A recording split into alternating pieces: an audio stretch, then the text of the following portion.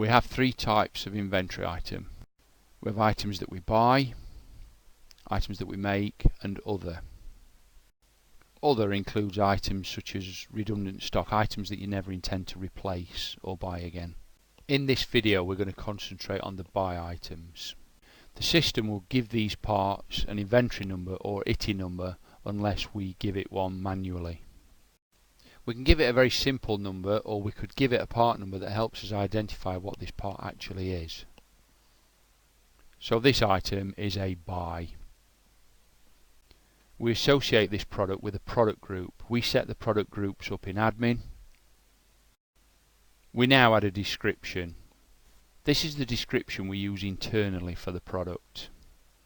This description and stock location will appear on the route card for the shop floor. We select a unit of measure. Again, these are set by the user in the admin. By unticking whole units only, this will allow me to issue this as a fraction, for example half a sheet of material. Unit value, I'll talk about that in a minute, but for now we'll just put a nominal £1 figure in there. We now add a supplier of this product. We add a reference. This is what will appear on the purchase order to the supplier. On this example, the reference is exactly the same as our internal description. We add the cost of this product, adding the unit of measure of how we buy this item. It may be we buy this item from more than one supplier. This supplier could have a completely different reference and of course a different price.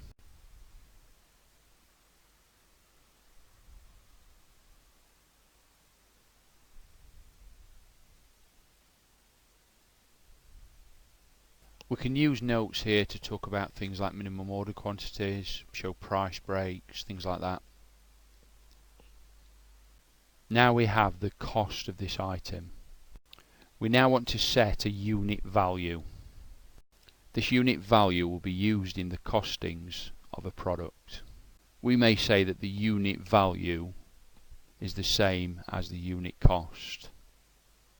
We may decide that we want to build into the unit value things such as waste, scrap, shipping. On this item we can either pay £155 or £175. I may put the unit value in at this higher rate. I want to ensure that we never pull this into a job for costing purposes for less than we could potentially pay for it. We may sell this item, in which case I would set a sale price. We set here a minimum stock holding. We may decide that we need at least 10 of these in stock. We create an opening stock balance by clicking adjust stock level. If we make a manual adjustment, I'm going to type in a comment there. For traceability purposes, we see that by clicking through on the history of this item. This appears here in history as a manual transaction. We've now set a minimum stock holding of 10, of which we actually only have 3 in stock.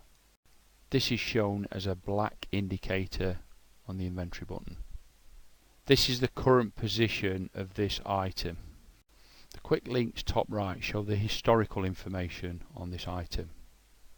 So here we see the details of when we bought it, who we bought it from. We see where it's been used, which jobs.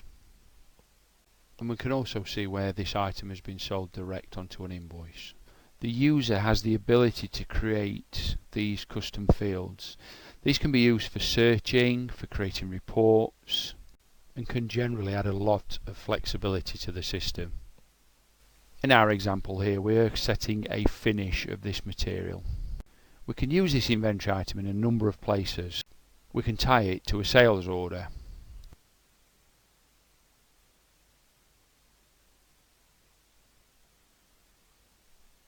Typing in this field, the system will find this item. We can also see here the current stock position of this item. We can use this item in a costing in a couple of ways. We can add it here in external, where the system will automatically create the purchase order should this become a live job.